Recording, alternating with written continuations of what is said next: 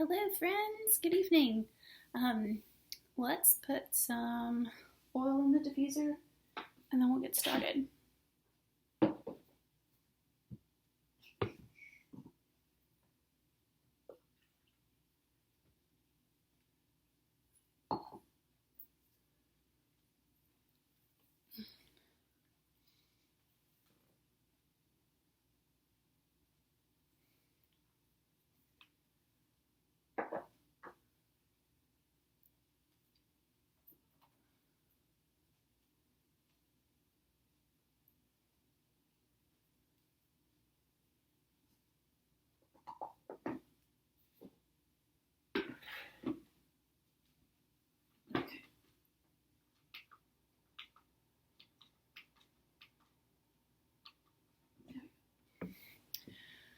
Okay, we are ready to go. I'm gonna snip some of this.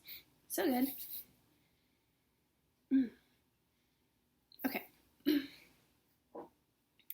I have some goldenrod and freedom in the diffuser. And if you know about goldenrod, it's a rare gem. But freedom, that's what Patriots advocate for. So, this message is one that I've been hesitant to give, but I feel like some of this stuff needs to be said, and not in an antagonistic or retaliation kind of way, but a lot of us are feeling the burden of social condemnation or peer pressure, and I just want to encourage you to keep standing on the path of consent and freedom.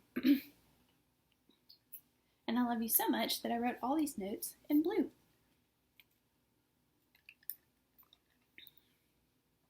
Okay.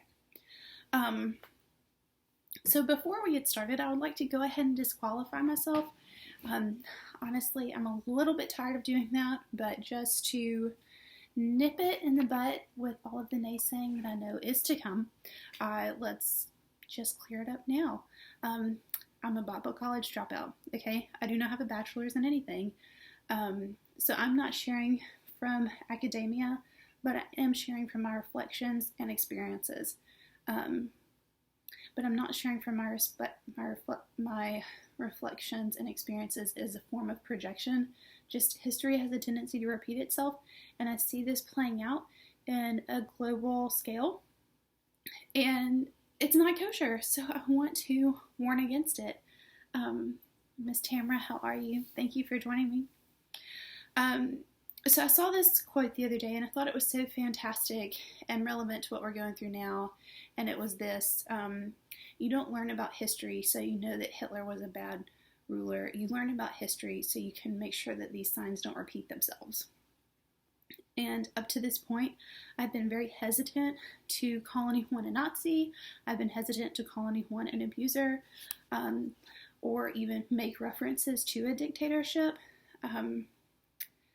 But my concern is that if we continue to just give up these simple things, these just one kind of things, we're going to end up surrendering a lot later. So let's just go ahead and identify some of the things, some of the naysaying that has come across our path. And so the first one is the same people who are anti-maskers are the same people who thought seatbelt laws were ridiculous. While I think this is a bad analogy, let's just go with it. There are people who do still feel like the requirement to wear a seatbelt does violate their rights. Like, what you do in your own car really should be able to do what you want to do in your own car. However, we understand the safety protocols associated with it, so most people willingly consent. Okay, but again, we're identifying consent. We're weighing the we're weighing the potential hazard with the ease of prevention. Okay. But there are some things that you have to do to be able to drive a car. You have to have a license. And there is, right now, I think the percentage of the death rate of COVID is like globally 0.06. You are more likely to get hit by a senior citizen who's driving that doesn't know where they're going than you are to die from COVID. So you take that risk knowing that at any point you can be hit by a drunk driver, you can be hit by someone who is a skilled driver, but a driver who might be distracted or not paying attention. You're taking an assumed risk every time you get in your car. You don't stop driving. Okay? But reasons why you shouldn't drive, you don't know how to drive. You don't know where you're going. You're inebriated. You don't understand traffic laws in the area you're driving in. If that happens, you should stay home. That same principle applies. If you are sick, you should stay home. Okay? Like, don't put everyone else at risk. Just stay home. But let's say you're a healthy individual. You have your driver's license. Your vehicle is insured. You passed the state driver's test where you are. You've passed everything that you need to get in your vehicle and be on the road safely. You take some precautions to let other people know that you're a safe driver. Like, you travel with your license, you use turn signals, you don't text and drive, and then you obey traffic laws. Okay, those things protect other people, right? Life looks like that. All right, so in this COVID situation, when we're talking about going outside and participating with the masses, there are things that you can do to protect others when you take the assumed risk of being outside. And those things include proper hygiene, including hand washing, taking vitamins, exercising, taking precautions to stay healthy and support your immunity. Decreasing your oxygen is not supporting your immunity. So there's my response to the car analogy, okay? Like, you're gonna use a turn signal, you'll also like take a vitamin and wash your hands, okay? There's assumed risk with both of these things. We don't stop driving. We also should not stay inside and stop living. Okay, so the next thing that I've been seeing a lot lately, and this one doesn't cook my grits, but it is lazy. Well, if you believe in XYZ theory, then just unfollow me. That is lazy villainy. It's just straight up lazy. It lets me know that you are not willing to put in the effort to A, actually stand up for what you believe in, B, you are pro-social shaming to get what you want. Okay, that's not consent. And you're like intolerant of other people's beliefs. And if that's your issue, that's your issue. Like, if you want a perfectly curated feed, then please turn your social media into that Pinterest board. That is why Pinterest exists, to create curated content for a specific purpose. So if you want your socials to look like that, go for it. But don't be lazy about it. It's not someone's, and if you're a patriot, you're not going to subscribe to this unfollow me mentality. A lot of what we're seeing right now is unhealthy, and we do have to unfollow people, but it's not the responsibility of someone who disagrees with you to remove themselves from the situation. If you don't agree with that person and you just have this visceral reaction to them, and then you put the responsibility on them to remove themselves, that means you're lazy and you're not willing to take up the effort to hold your boundaries anyway. You know where I'm going with this? Okay, cool. All right, so let's address the medical professionals, because they have had a lot to say about this. Well, I'm a fill-in-the-blank medical professional. Everyone needs to wear a mask. This is highly debated. There are tons of doctors who have come out and spoken against this, especially with children. If you are in the medical field and this is your conviction, then you do that. And the purpose of this is not to tell you not to follow the arrows. This is not to tell you not to wear a mask. This is not to tell you don't get tested as often as you feel led to. What this video is about is your right to choose and not condemning others because they didn't participate in that choice. Does that make sense? Okay. The thing that bothers me about the medical statement is the use of their education against someone without it. Okay, so now you're putting yourself in a position of control. And it is good to share information, it is good to share facts, it is good to share your convictions. However, that elitism is what's causing the division.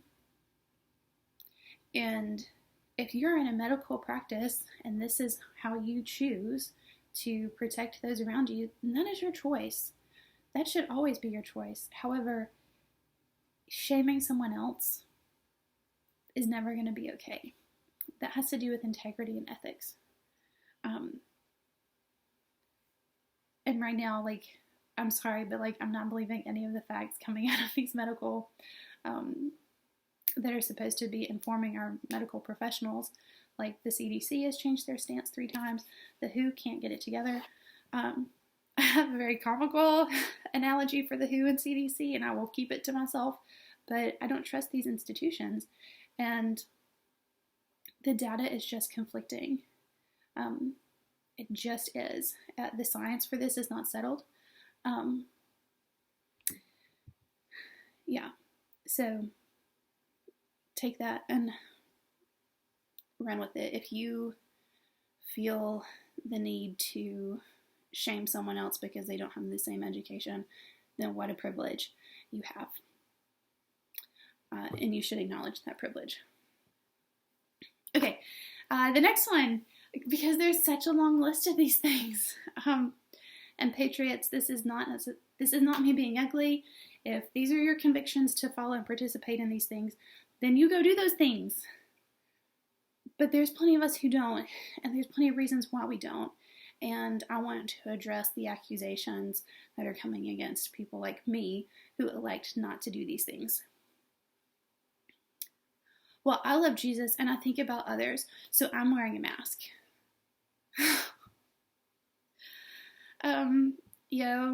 Please go read the Gospels.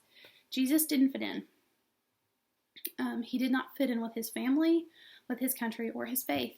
The faith of his land was Judaism. He didn't do that according to the rules very well, but at the same time, he didn't dishonor people either. And that's kind of like the lane that I'm staying in. Like, you don't have to agree with me, but you don't get to try to be dishonoring. You get where I'm going with that?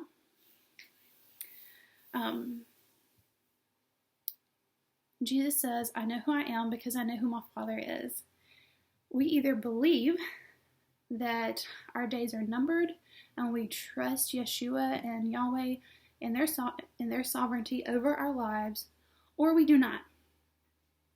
The thing about I love Jesus, so my mask means I care for others, does not automatically mean that someone who is not wearing a mask doesn't care about others.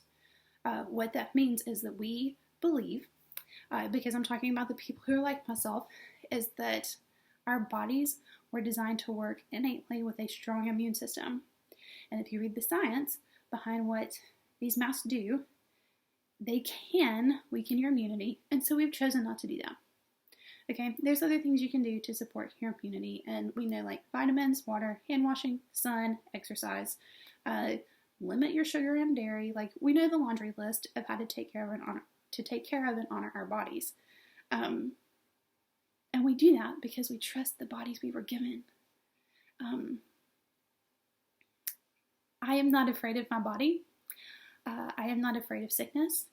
If this is something that you are fearing, then you need to surrender this fear to your Maker and work it out.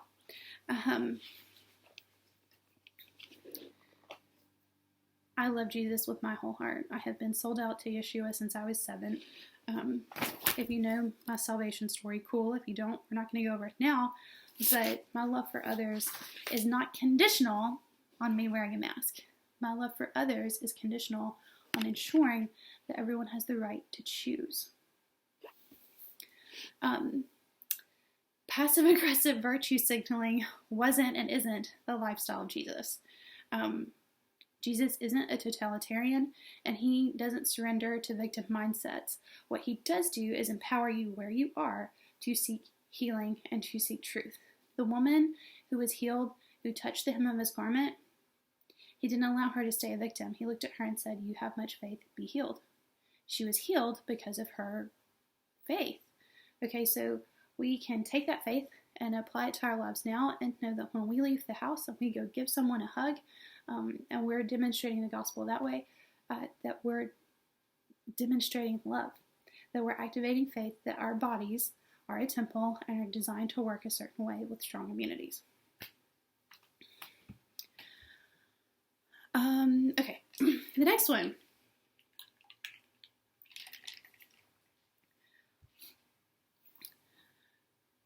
Well, if I'm wearing a mask, then I'm looking out for the vulnerable. Let me be very clear. The vulnerable ones right now are not just the seniors in nursing homes. The vulnerable right now are not just our grandparents and our aging parents. The vulnerable ones right now, and hear me very clearly with this, I will not stutter, are the kids who are left exposed to predators. Those are the vulnerable ones right now. And I am real mad that someone and that people are insinuating that becoming aware of even greater destruction and greater harm through human trafficking efforts, that it's so global and it's so corrupt and it's so perverse, is a conspiracy theory. Your heart has to be sterile. And my prayer for you is that you will get to know the love of Yeshua and have compassion for the actual vulnerable ones, which are the babies who are left exposed to predators. The vulnerable ones are the kids who are left alone with a cell phone and TikTok. The vulnerable ones are the babies being slaughtered, and I don't mean just abortion. The vulnerable ones are the kids being taken or sold with an abuser in their house. If the Wayfair thing that's going on right now doesn't bother you, then you have some soul searching to do. You cannot deny the nefarious activity that's going on with the political elite. You can't. It is fine to stay sheltered with it, but at some point you have to ask yourself, what is actually going on and what am I going to do about it? All right. The thing about this, and this is going back to the medical thing, is that this is an open door from like a medical malpractice nightmare.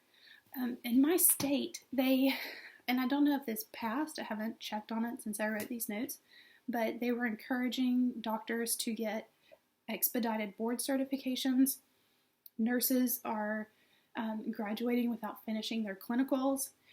So now you have unlicensed and uncertified staff tending to you in the event of a medical crisis.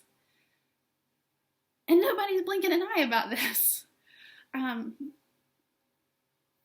There are many good things that happen with Western medicine, but there are also some pretty significant risks that you're taking when you enter that hospital. And keeping you isolated and not allowing visitors means that your patient care and your patient rights just tanked. We should be concerned about this. We should also be questioning, question everything. And after this video, I hope you question me. The malpractice, paired with the lack of advocacy for patients' rights right now is like insane. and I am not okay with it. I can't do anything about it, but we have to stop and look and say, okay, like, wait, there's a lot of like missing links to this, and we're being fed that this is supposed to be a good thing when there's too many errors in the solution. The next thing, well, it's just a mask. If you think a mask is a form of control, then you don't get it. That is dismissive. It's just. All abuse and misbehavior starts with a, it's just. It's just one more drink. It's just one more hit. It's just one more look. It's just one more search online. It's just one more outspoken word. It's just one more swing of an arm. It's just one more lie. It's just leads to a whole list of things that end up with someone who is controlled and then later victimized. The coercion tactics being used right now are textbook gaslighting, and gaslighting is only practiced by abusers. If you want to wear a mask, get tested, follow the arrows, practice social distancing, self-isolate, then you do those things. But you do those things because you chose to do those things, not because you have been conditioned to fear. Patriots, my patriot friends, we must support our fellow citizens' right to engage in this. We must fight for choice. I will not ever tell you not to wear a mask. I will not ever tell you to not follow the arrows. I will not ever tell you to practice social distancing. What I will tell you is to question why you're doing it. Are you doing it because you have been coerced to, because you have been isolated at home, you have been left with BS stats coming out of the mainstream media, and then you're not questioning the narrative? You are making a decision because you surrendered to fear. You don't have to do that. You can question the narrative.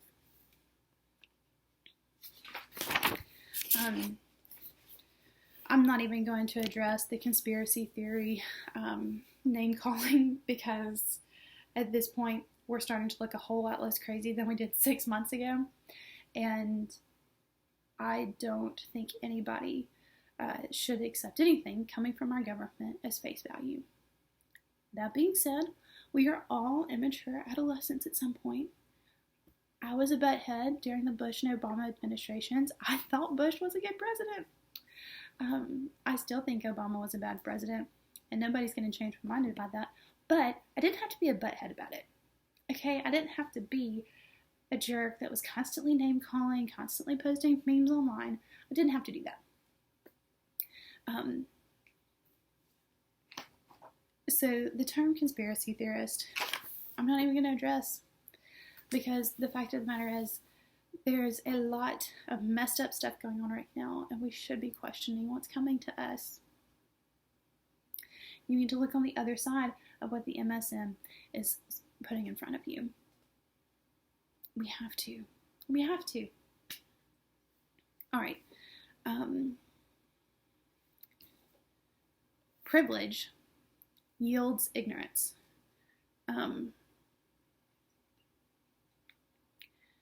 We all know the vitriol and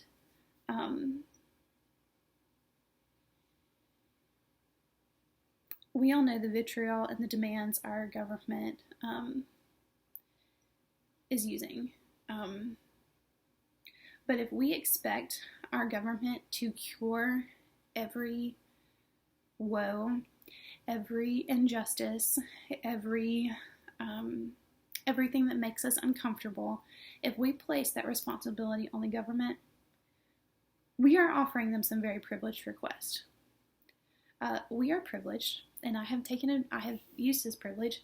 We are privileged in this country to go on food stamps. We are privileged to have medical care.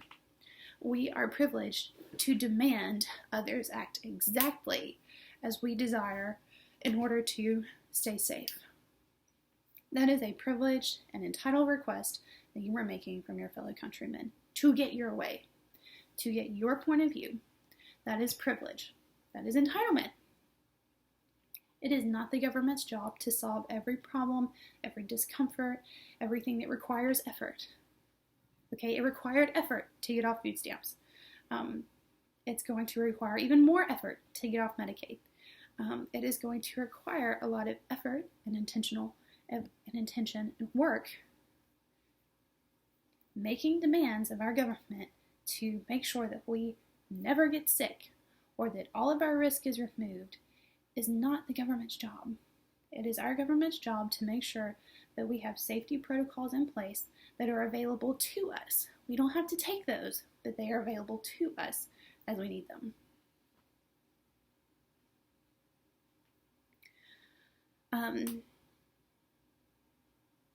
This is something that's been popping up in my life throughout the years, and it rings true now.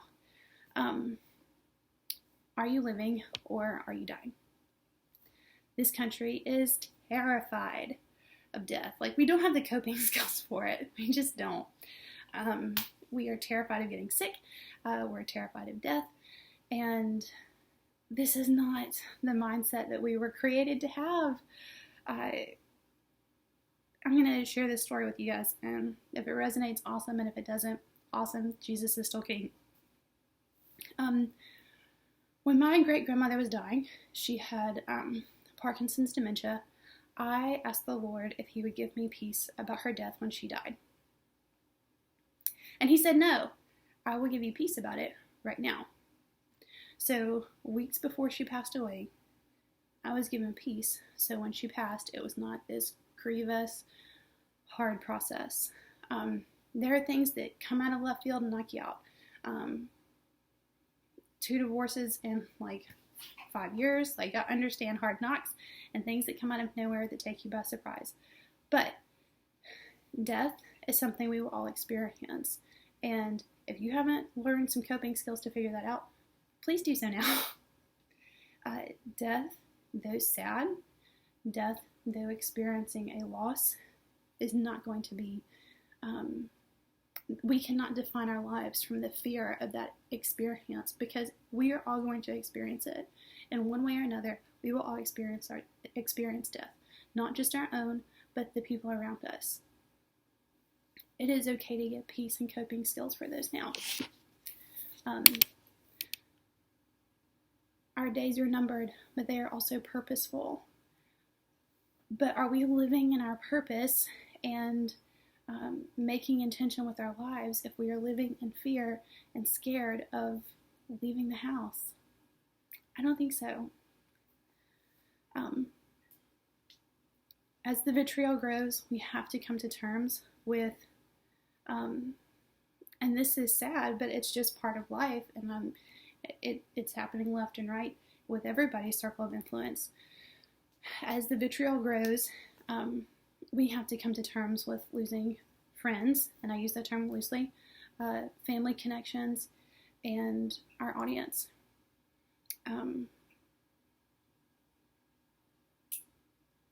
We all are going to lose because we don't agree. And if our definition of being friends, or our definition of demonstrating love to fellow believers and friends is contingent on their allegiance and their security and their 100% alignment with our beliefs, then we are not very tolerant people, and we need to go reread the Gospels.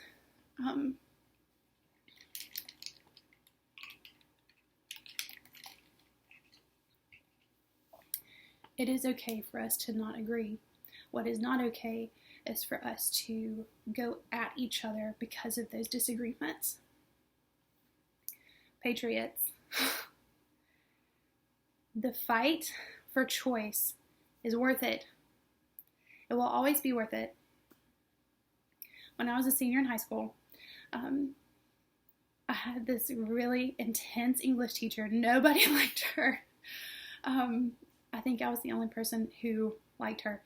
She gave me this pen, and it's in my dresser right now, hiding from my kids. And she said, I have had this pen since the 70s, and I've been waiting for someone to give it to. And that pen says, and you've all heard this quote, this won't be life-shattering for you, it's not what you do that is important, it is just most important that you do it. The Gandhi quote. This sucks right now. The political shaming, the losing friends because we're not going to subscribe to every fear notion that comes out of the MSM and every fear notion that comes at us from social media. This sucks, but it is important that we advocate for people's rights to choose.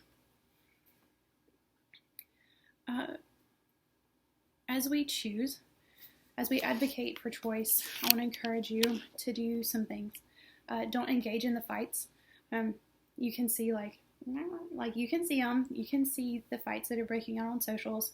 Don't engage. That's not your job. Your job is not to sway one person's opinion from one thing to the other. Your job is to advocate for choice. Issue forgiveness. And this goes across the board. If you're like an avid mask wearer and you think everyone should wear a mask and you're super judgmental and critical of them, then you issue forgiveness towards that person who you think is violating you. P.S. They're not, but if that's how you feel about it, then you can issue forgiveness that you think that they deserve. Come to terms with the worst that could happen. Okay, in December, we all got sick. We had like this 5-week lengthy thing of sickness. I was so sick, I had to crawl to my front door and ask my mom to take me to the doctor. I am 30. That's embarrassing. But for 5 weeks, we kept having an upper respiratory flu that was not diagnosed as the flu. Ladies and gentlemen, we met every symptom of COVID.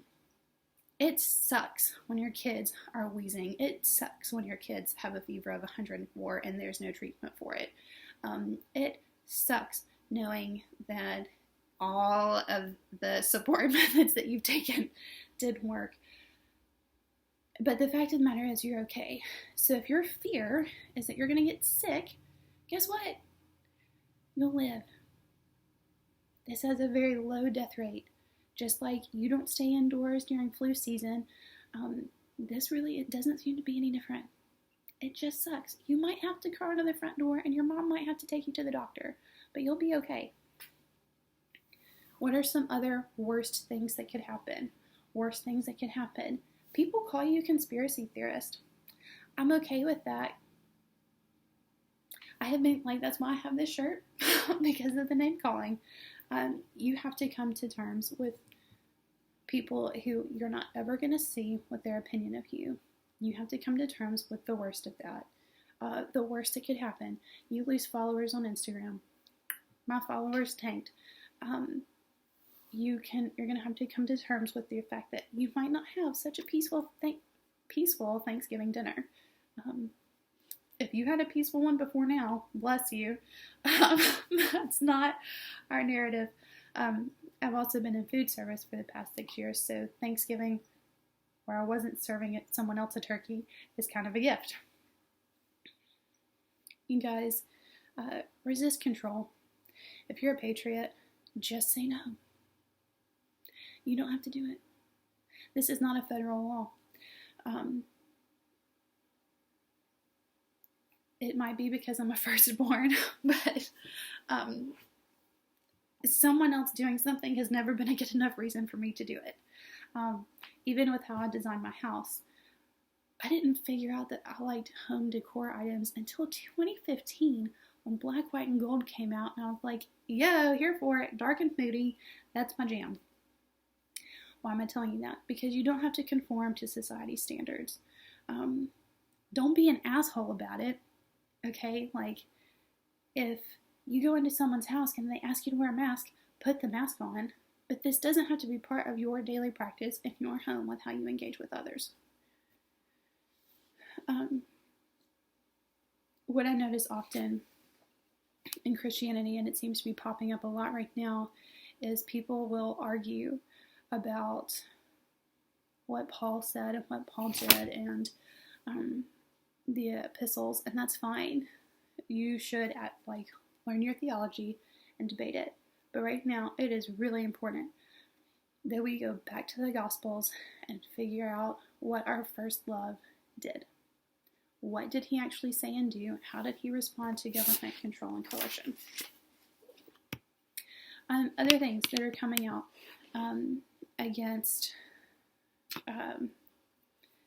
that are coming out, and this isn't new, but this is just, it's tired.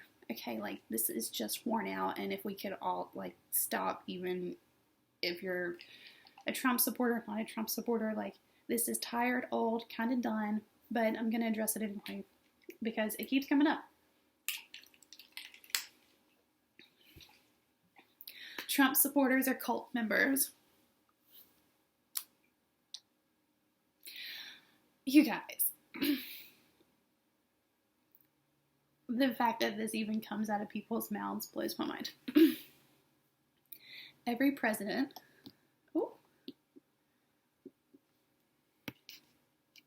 okay, we just lost on Instagram, so I'll keep going.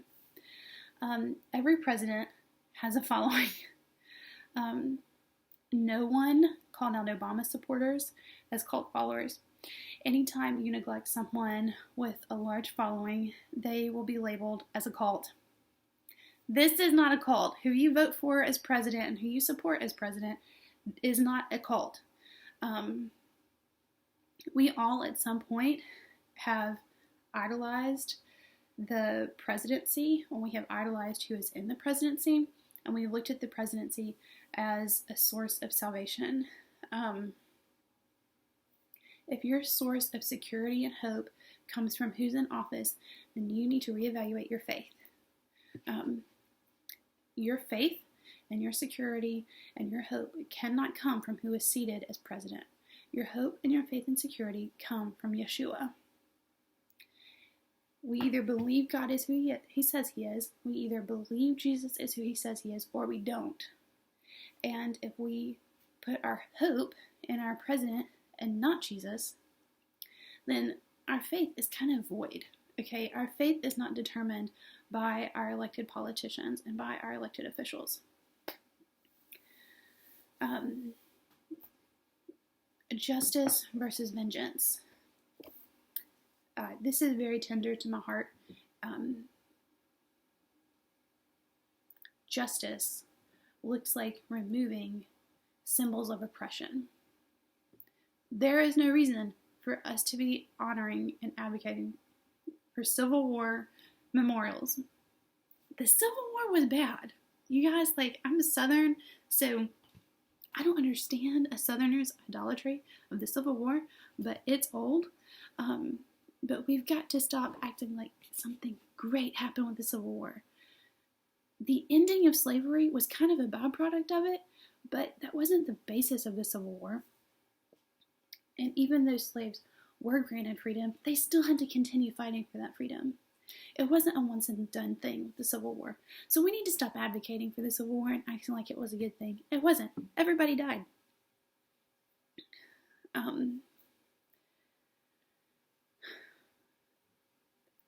Justice looks like sculptures of paganism and idolatry coming down. Justice at times looks like execution. Sometimes justice looks like reparations. And sometimes justice looks like restoration. And sometimes justice looks like reform. What's happening right now with the riots and the looting, that's armed robbery and assault. If this happened at any other time in our country, you would all be in jail. Everyone participating in this, you'd all go to jail. Somebody would post your bail and then you'd get out. That is not justice. That's vengeance. Justice means that the abuser is taken out of a place of authority. They are taken out of a place of significance. They are removed from that. They have to pay the penalty of their crimes, and then those crimes stop. So justice, what that looks like in our day and age, it looks like reparations to descendants of slaves. Like, you can at me about this, but there's money in the budget. Um, it looks like restoring land to whom it was stolen from. So I think there's over 300 tribes in this country.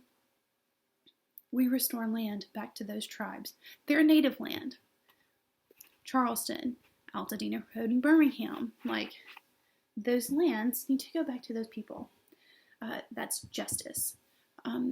Justice also looks like reform, where you say, hey, this crap isn't going to fly anymore. We're going to do something else. We're going to change the laws. That's what justice looks like. And justice can look like the execution of the abuser. That's not a fun topic. That's not sexy. But sometimes the solution is that abuser who was there isn't there anymore. That they can't cause harm to another human being. That is justice. Justice does not remove the opportunity for vengeance. But that is not your job. That is Yahweh's job. He is sovereign, and he will issue justice, and he will issue vengeance in due time. Right now, the system is broken, and so seeing justice takes a lot longer than it should. However, it will be issued. I have seen justice manifest in my life. I know it will manifest in the lives of others as well. So, this was long, but I am so for you guys, and I love you. I'm going to pray for you real quick. Lord, thank you for my friends who are advocating for choice, my friends who just need a boost, who just need an encouragement. God, you are a good God, and you will not lead us astray, and you will lead us into light and not darkness. Jesus, we are thankful for you, and where would we be without you? Lord, we surrender our fears to you and acknowledge you as Savior, seated on the throne, taking care of this. Have your way, Lord Jesus. Lord, I bless my friends. Amen.